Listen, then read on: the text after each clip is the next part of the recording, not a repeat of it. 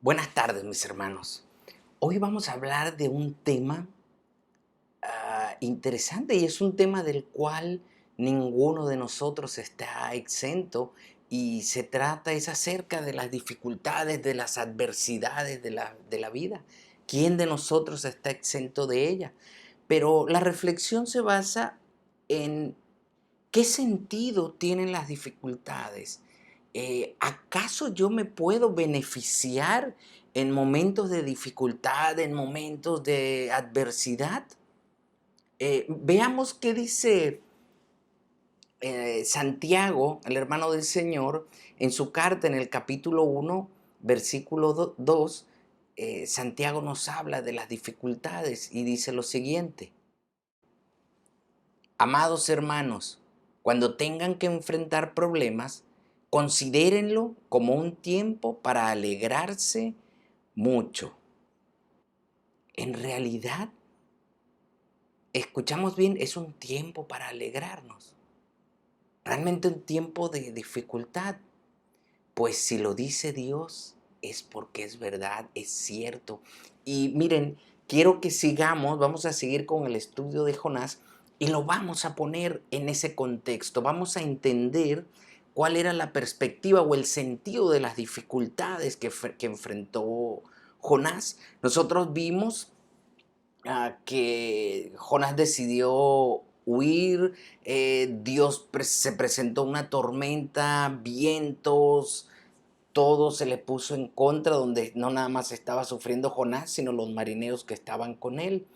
Pero todo esto que estaba haciendo Dios, toda esta tormenta, toda esta dificultad que se estaba presentando sobre de Jonás y los que lo acompañaban, era simple y llanamente porque Dios quería verlos en dificultad. No, Dios lo que quería era volver a Jonás a su camino. Esto no era en beneficio de Dios, era en beneficio de Jonás. Todo eso que estaba ocurriendo era para beneficiar a fin de cuentas a Jonás, y es lo que vamos a ver en el capítulo 2 del libro de Jonás. Es eso, ese capítulo 2 en general nos habla del camino de salvación del hombre, nos habla de la redención del hombre, nos habla de cómo Dios, a través, en este caso de Jonás, a través de las dificultades, Jonás pasa de muerte a vida. ¿Cuántos de nosotros tenemos que estar en circunstancias difíciles para finalmente levantar nuestros ojos al cielo y ver que la salvación solamente viene de Dios, de Jesús? Es pasar literalmente de muerte a vida. Veámoslo cómo lo pone Jesús en el capítulo 5 de Juan, en el versículo 24. Jesús mismo dice de esta manera: les digo la verdad, todos los que escuchan mi mensaje y creen en Dios, quien me envió, tienen vida eterna. Nunca serán condenados por sus pecados, pues ya han pasado de la muerte a la vida. Y vamos a ver cómo realmente Jonás pasa de la muerte a la vida. Nos ilustra de una manera hermosa cómo Dios utiliza las dificultades para sacudirnos, para despertarnos y hacernos pasar de muerte a vida. Es interesante que en el último versículo, en el versículo 17 del capítulo 1, vemos cómo Dios está preparando todo. Dios ya tenía todo preparado. Dios no improvisa. Dios prepara todo el camino para traernos de vuelta. Fíjense lo que dice el versículo número 17 de Jonás. Dice de esta manera: entre tanto, el Señor había provisto que un gran pez se tragara a Jonás, y Jonás estuvo dentro del pez durante 3 días y 3 noches. Ya de antemano Jesús estaba preparando, ya tenía el pez preparado, listo. Pero ahora veamos por el proceso en que pasa Jonás en esa dificultad. Nosotros vimos en el capítulo uno, todo comienza ¿cómo? Con la desobediencia. Todo comienza con la desobediencia. Y pregunto, ¿no hemos pasado todos nosotros o hemos estado en esa situación de desobediencia? Sí, todos hemos dado ese primer paso. En el capítulo uno de Jonás, en el versículo 3 dice, entonces Jonás se levantó y se fue en dirección contraria para huir del Señor. Bueno, está muy claro que estaba huyendo del Señor, estaba en desobediencia, paso número uno. Pero después vemos que cuando comienzan las dificultades y todos estos problemas por los que empiezan a pasar todos ellos durante la tormenta, donde piensan que van a perder su vida, hay un proceso en la vida de Jonás y lo primero que vemos es una convicción de pecado. Cuando me refiero a convicción de pecado es que Jonás no huye de su responsabilidad, no huye de su falta. Él reconoce que realmente todo está pasando por causa de él. En el versículo 12 del capítulo uno, Jonás dice, yo sé que soy el único culpable de esta terrible tormenta. Hay convicción de pecado en la vida de Jonás. Y ahora ya cuando entramos en el capítulo 2, que es arrojado al mar Jonás, Jonás es arrojado al mar, es tragado por el pez, empieza ese proceso. No solamente es la convicción del pecado, sino la confesión del pecado. Y en el versículo 3, Jonás dice, me arrojaste a las profundidades del mar y me hundí en el corazón del océano.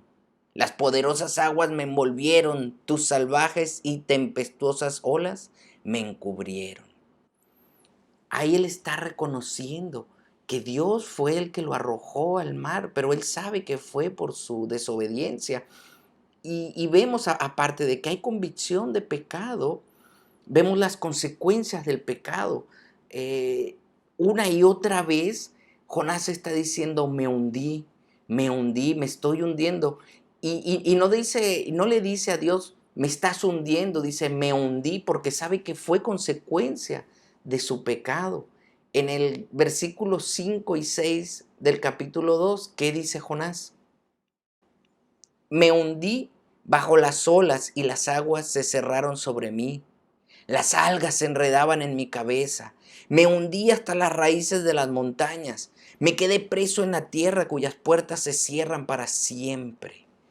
Vean qué gráfico es, eh, es Jonás para describir sus circunstancias. Me hundí, caí en las profundidades. Se cerraron esas puertas. Ya Jonás se veía sin opciones, pero consciente de lo que le estaba pasando era su falta.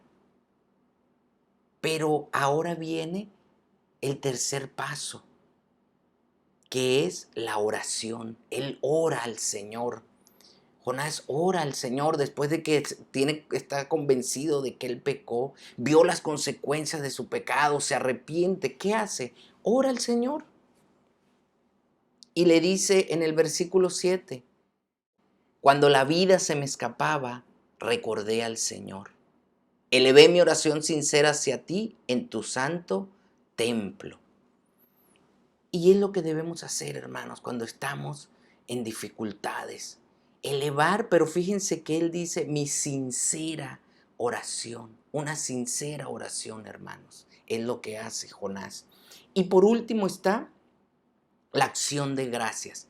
Ya cuando Jonás ve que Dios lo está rescatando de la muerte, viene esa acción de gracias. En el versículo 9, Jonás dice de una manera hermosa, pero yo te ofreceré sacrificios con cantos de alabanza y cumpliré todas mis promesas, pues mi salvación viene solo del Señor. Una vez que fue rescatado, Jonás reconoce que su salvación viene solo del Señor. Y la salvación, hermanos, únicamente viene del Señor. De ningún otro lado viene la salvación. Y hermanos, en este punto quiero que regresemos un momento como conclusión, pero vayamos al principio de este capítulo 2, en el versículo 2, las palabras de Jonás, donde dice: en mi gran aflicción clamé al Señor, y Él me respondió. Desde la tierra de los muertos te llamé, y tú, Señor, me escuchaste. Aquí vemos a un Dios que no permanece indiferente ante nuestras dificultades. Si bien Jonás estaba sufriendo la justicia de Dios, Dios no lo estaba abandonando. Ahí estaba Dios con él. Dice, te ya clamé a ti en mi aflicción y tú me escuchaste. Y tú me respondiste. Así que, hermanos, aun cuando estemos en una circunstancia difícil por causa nuestra, por nuestro mismo pecado, Dios no se va a rehusar a responder a nuestras oraciones. Porque Dios nos comprende. Jesús, el Cristo, nos comprende y nos responde. En Hebreos 4:15 nos los deja ver de una manera muy clara. Porque dice: nuestro sumo sacerdote comprende nuestras debilidades, porque enfrentó todas y cada una de las pruebas que enfrentamos nosotros. Sin embargo, Él nunca pecó. Tenemos a un Señor y Salvador que entiende nuestras dificultades, nuestras debilidades, y no porque nosotros hayamos pecado, Él no nos va a responder.